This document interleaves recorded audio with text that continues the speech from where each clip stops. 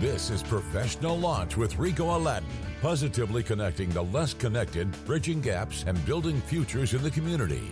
Professional Launch with Ricot Aladin. We are back today. We are talking to three great young professionals about the film industry, and I'm so happy to learn from them and learn what is out there in the film industry, especially in this area. But before we continue with the conversation, I have a favor to ask you. Professional Launch is a non-profit organization, and therefore we heavily rely on friends, on guests, on partners to keep our operation going. So go to professionallaunch.org and see all the ways you can support our work and support our operation. We thank you so much. Now, as you know, guys, this platform, this organization is about mentorship. And I say that because I am a product of mentors. I have a lot of great folks who invest in me, who put up with me and supporting my work and my journey. And so the first question I have about this is, what role has mentorship played in your careers? Let's start with you, Jeff. For me, in the acting realm, I worked with a gentleman named Martin Jonason, who got me involved with film first, into levels that I had never experienced because I came from a small town and we didn't really have a whole lot of opportunities. So he was the one who set me up to go to New York, and I think that if you're looking for a mentor as a young person, you want to look for somebody who actually believes in you. But anybody can be a mentor if you are willing to listen. So you have to go in, again, without that ego and thinking that you know everything. You have to go with that open heart and open mind, and that's something that Marty told me. Wonderful. So. You have to go with that open heart and open mind. Can I steal that? Of course. Pass it on. Wonderful. Well, Jessica, that was great, because this is what we want to help mentees, young professionals, understand that don't go to the meeting your mentor thinking that you know it all, right? And keep an open mind. So, Jason, what do you think? I've had quite a few. I had Rusty Castleton and Tom Brando, both former professors at MSUM, and both have passed away. And Tom's the professor from MSUM that got me on the pro bono job that got me into this industry. And on that job, I met Tom Tullison, who was the DP around for the Red River Valley for the higher end commercials, and Mike Bullock, who was own a production studio, and Phil Kerr. And they've each taught me things that it may have taken a while to sink in, but they taught me things that I still do today, that good or bad, I still do them. Wonderful. What about you, Jordan? Well, I guess one of the first mentors I had was this fellow named Randy Wimberg, and he did like a lot of the underwater cinematography on the Titanic. So he's worked with James Cameron and whatnot, but he'd be tired having the camera on his shoulder. I'd be his assistant camera, and he would give me the big camera and give me pointers along the way, and then that night we would watch footage in the hotel room, wherever we were. He would, critique me, and I think that was pretty invaluable. And then I've worked with a ton of great camera operators along the way, directors of photography. But I mean, now in Fargo, Jason's kind of been helping me out, teaching me a lot more about lighting, passing me jobs that he hears about, so you're always learning. So there's always a new mentor along the way. Rico, can I add something to that? I think that's a really good point. And I these two are quite humble when they're speaking. They, on my set, were mentoring some of our younger filmmakers and our PAs. They didn't have to. And it was something that I think, being on this show, that I wanted to showcase that they bring to is a huge value. Wonderful. So why should young people consider mentorship, especially as part of their careers, but especially in the film industry? What do you think? Why should they consider mentorship? You mean like, why should they seek out a mentor? Yeah. Opportunity. Well, that, and they'll help them prevent them from making the mistakes that the mentor did, or showing them a way to get around an idea that's stopping them from moving forward. I mean, because when you work with someone that's got 20 years of experience, they've seen a lot more than you have yet, and they can explain things to you that you may not understand in your head yet. Wonderful. You were about to say something, Jordan. Oh, I just agree. I mean, having a mentor, they can, yeah, like you said, they can help you prevent from making the mistakes that they did, you know? Just little things like that. Kind of just guide you along your way. They've been there before, so Yeah. They've seen it. They probably have not seen it all, but they've seen quite a few things. yeah, that they yeah. haven't yet, And right? just little pointers here and there. If you just keep collecting them, before you know it, you're 10 times better than you were a year ago, you know? So, Jessica, why should young people seek a mentor or seek mentorship? Eventually, you're going to have to pay it forward. So you got to know kind of what you're doing. And if you learn from somebody who has done it poorly, you can learn what not to do. If you learn from somebody who's really good, you can pass those things forward. But I think the biggest thing as somebody who's trying to launch their career, getting a mentor gets your foot in the door, gets you to know people, gets you to network with people that are those 10% or whatever. What did you say before? It was like 10% that are actually saying your name in the room. Wonderful. So I'm glad you mentioned that, because what we are trying to create with Professional Lunch is facilitating those meaningful professional relationships. A lot of people get that, thinking that just because you have 1,000 people that follow, or you follow on LinkedIn, you have a big network. That is not what network, as I just learned. All right. That is not what network is about. It's about having really some good people who would, send some leads your way, send you some opportunities, people that are thinking about you and your career, but also you are doing the same for them. So this is one of the things that I think a lot of time that gets missed out. And what we are trying to create here is provide opportunities for young professionals to connect with those folks who are doing great things, in a field that they might be interested in, and that will bring that opportunity for them because they don't know what's out there yet, right? So somebody, 19-year-old in college right now, don't know, they probably don't know, even if they choose a major, they probably don't know what's out there for them in that major yet. So by giving them this opportunity, that create, an avenue for them to seek, to be successful. So, what is one lesson you all have learned on set that applies to your everyday life? Doesn't really apply that much to like my profession, but the first thing that jumped out at me was to always keep track of your vehicle keys. When I first started in, like, as a production assistant, it was kind of right when the keyless keys, where you just the push button start vehicles were becoming popular. Okay. And a big thing that productions do is, if you're on set or whatever, you put the key on the dashboard. And long story short, I did that one day. It started downpouring, so we quickly loaded up the gear and got out of there. And then we got back to town and realized that the keys weren't in the vehicle. They had been on the dashboard, and it was raining, so the windshield wipers blew them off on some country road way in North Carolina, and the vehicle didn't start after we got back to the hotel. And that just really stuck with me. Every time I am on set or renting a vehicle or whatever, I always make sure I know where the keys are, especially if I'm driving away. I don't know. It's not. It's a funny story, but it's really stuck with me. It's legit because we lost keys on our set. Oh, I heard about that. Yeah. So before we take a break, because we're having some issues with mic 2 here, what about you, Jessica?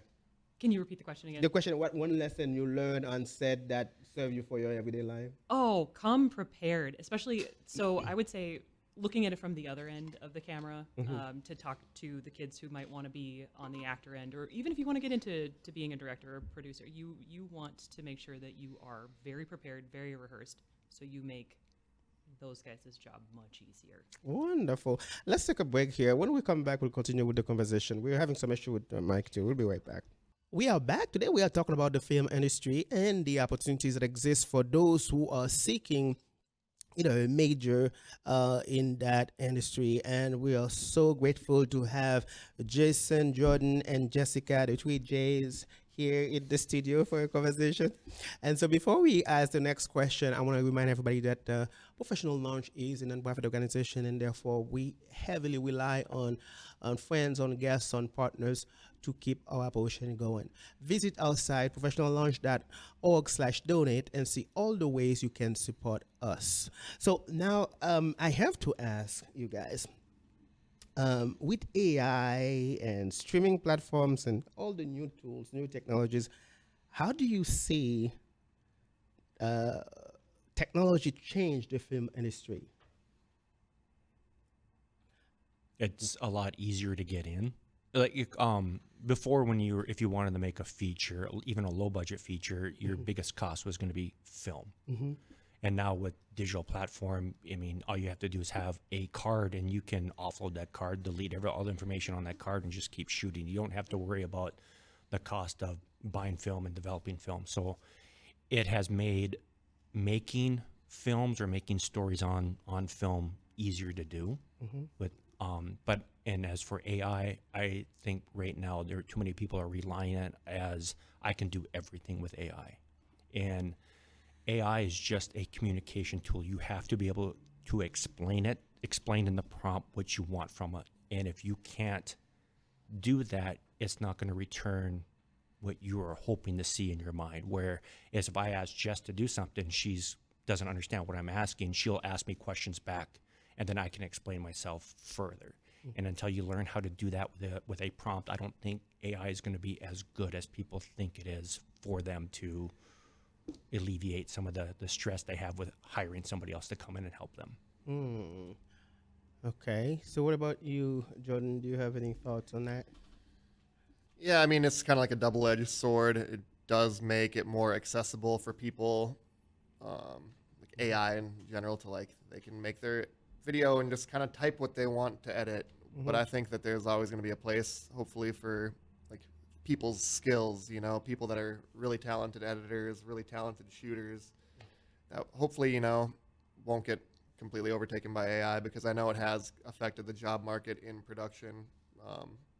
Smaller crews, smaller post-production teams, you know, because AI is doing the brunt of the work now. So I hope there'll always be a place for actual humans to be doing the work, because it's fun to work.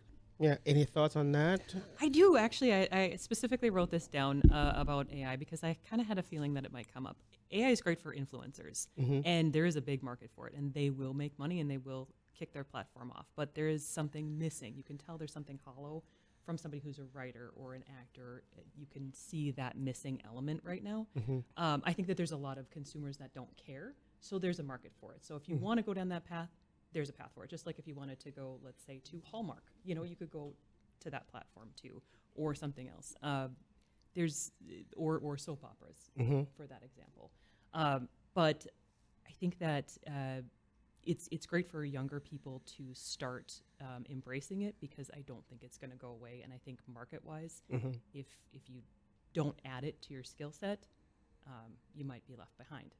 So that would be, I think, a fear that kids should look into, but not rely on it, like Jason was saying, Jordan was Do you think it will make it harder for young professionals to to find opportunities in the industry? No. Okay. I think it will help them open doors, because I'm old, and trying to learn how to use AI correctly is not in my skill set. I don't want to know how to do it. So if I had someone come to me and go, look, here's what I can do with AI, and they go, okay, can you do this with AI? Because this is what I'm looking for, and they can show me that it brings value to me, they're more than welcome to come out on my shoots. So no, I don't think it's going to hinder anything. I think it's going to just open doors as long as you know how to use it. And then with that, I can train you to do the things that I need you to do on set. Wonderful. Any thoughts on that? Any thoughts? Do you think that's going to make it harder? Do you think AI or new technologies will make it harder for young professionals? What about you? I think it's kind of, both of you guys kind of touched on two separate points, but like Jess said, if you embrace it, I mean, it's not going anywhere. If you embrace it, it can help you. Like Jason also said, like, I don't really use AI that much, but if there's a young person coming up that really masters the technique, they'll be a sought after candidate for whatever job, you know. But I'd like to see AI chase after, you know, 3 mountain lions going up a hill with a camera on their shoulder, because there'll always be a place for for the raw human talent. I don't know. Do you think AI is helping or hurting creativity when it comes to either the film industry or, music? Both. Okay. Yeah. I think both. Yeah, I think I think right now people are relying on it too much to cut everything out just to get from point A to point B. I think there needs to be a middle ground in there in which you experiment, and I don't think AI knows how to experiment with concepts. It only scrapes the internet for our existing ideas to produce something it thinks you want to hear. Whereas great artists or great philosophers, or however you want to say it, they came across something naturally that by experience or doing something that a computer cannot do and will never be able to do, in my opinion. Yeah. I mean, I think, like you said, it's both, because I do know some story producers that, before AI or whatever, before ChatGPT, they have to think of these stories on their own for whatever we're filming, whatever History Channel show we're filming. They have to think of a story, but you can just go into a room and be like, enter in a prompt. Give me a story for a person living in the woods in North Carolina. And boom, ChatGPT might spit out a story at you. But you could have 10 story producers do the same thing and type in a prompt on ChatGPT, and it'll give them all the same thing. Whereas if you put like 10 story producers in 10 different rooms and had them come up with their own stories, they might be wildly different and each more creative than the next, So I don't know if that answers the question at all, but Jessica, you have any thoughts? I mean, you save some resources for sure, but that skilled level of talent has to be there at the core. Otherwise, there's going to be something hollow, and most consumers are going to notice that.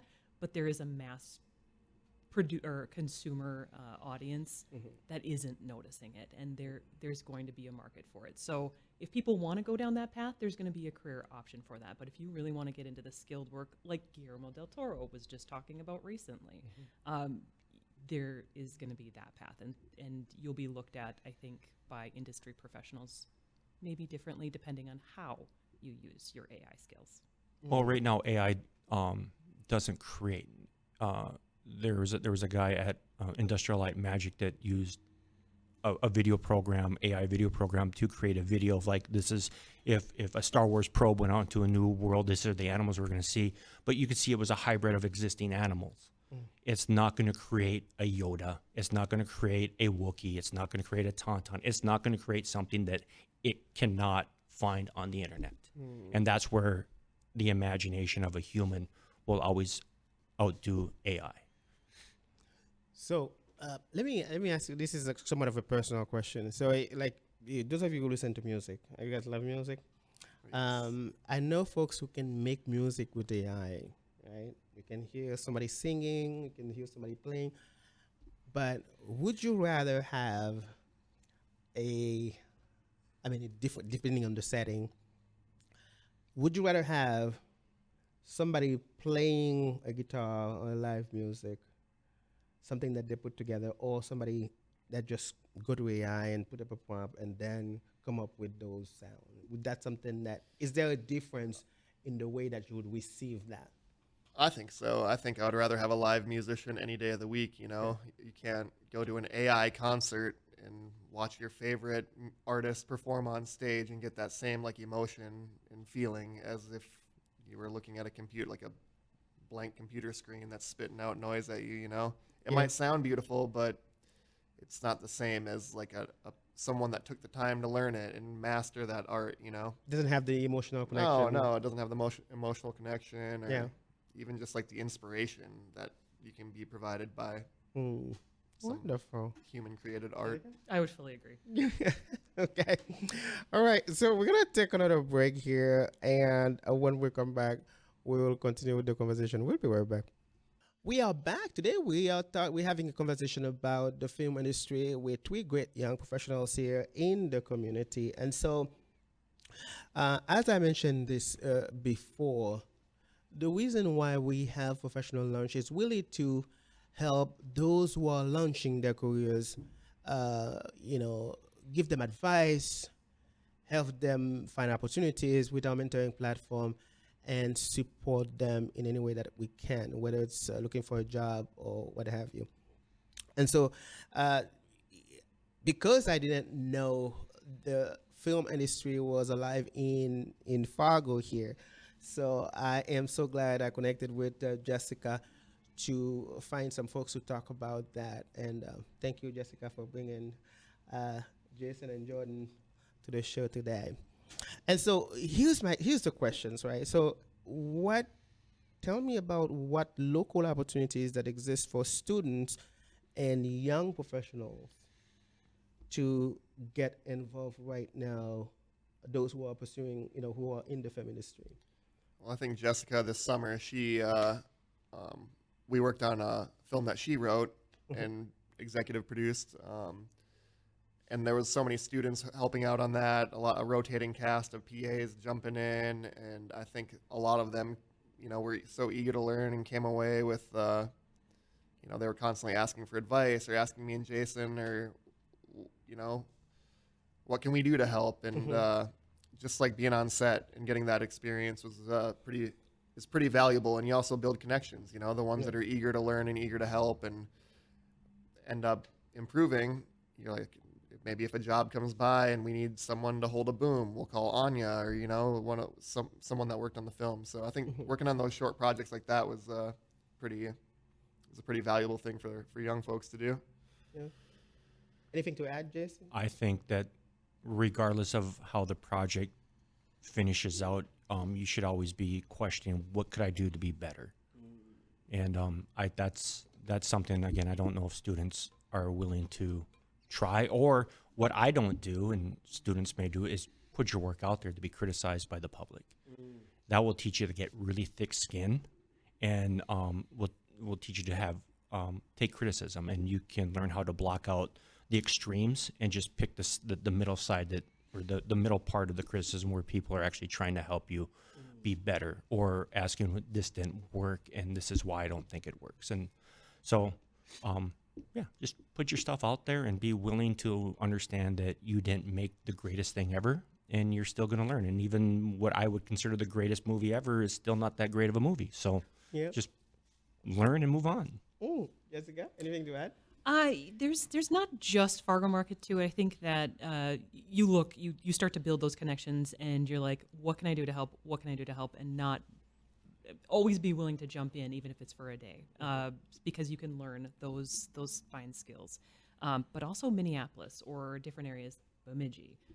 You can go down to St. Cloud. You could go over to somewhere in Montana. You just have to keep your ears really open. Duluth has a huge market.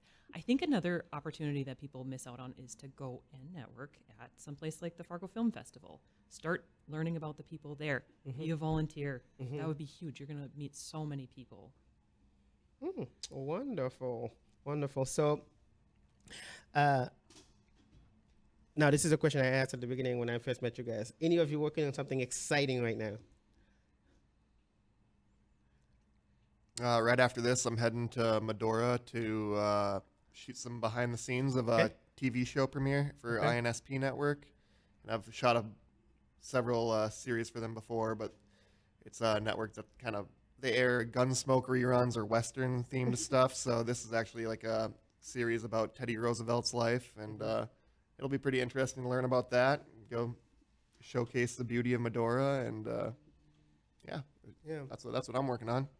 Jason? The next project I'm working on is learning how to weld. Not me, but doing welding videos, which Jordan's going to be on too. I'll be on that as well. Okay. So you're doing welding videos, showing people how to weld? Yeah, like how to read a blueprint, how to find the the center of a round pipe, or why you weld on one side, why you don't weld on the other side. It's a training video for welders. Wonderful. Jessica, what are you working on? Editing from this summer's film, working on that, but also I am starting to write a short series. And I'm working on a play. I'm working at my profession right now on, we are launching, which I probably can't even go into too much detail, but training corporate video launches. Wonderful. So I think Jason kind of answered my next question a little bit earlier. So we have about 1 minute for the next question. So keep it short. If you could go back right now, what advice would you give your younger self? Jason, you answered that a little bit if you were starting out. So what about you, Jordan? In 1 minute, that's tough. If I could go 1 minute back, for all of us. yeah, I got you. I got you. I would just say try to get involved in everything you can. Yeah. Always say yes. I mean, always keep your ears open and keep learning. Wonderful. Drop your ego. Drop your ego. Yes. Jessica, what do you think? What would you tell your younger self if you were starting out? I would say you did a good job. I think that even though I had a different path, I think that this was the right path to go. So I have no changes that I would make. You wouldn't make any changes. Nope. Wonderful. Oh, yes. And so, guys, I want to thank you all so much, Jordan, Jason, and Jessica. I want to thank you guys for coming on the show today and share with me your experiences and also how young professionals who are interested in that industry can really, what they can do to begin launching their careers. I greatly appreciate you being here today. So, once again, I want to remind you, if you are listening to the show, if you're going to watch it later, that Professional Launch is a nonprofit organization, and therefore we heavily rely on your support to keep our operation going and also to continue to serve young professionals in this area here. And so go to professionallaunch.org/donate to see all the ways you can support us. And even if it is just by follow us follow our social media pages, it goes a long way. So, and it's just a free way to do just that. So we thank you so much for supporting the show, supporting Professional Launch, the organization, and supporting me in creating this resource for young professionals in this area. So this is our show, guys. Thank you so much for coming on the show today. I appreciate all of you. Hopefully this is not the end of it. We will stay in touch. Thank you all so much. Thank you. All right. Now, this is the part that I tell you. It's up to you to make today a great day. Have a great day.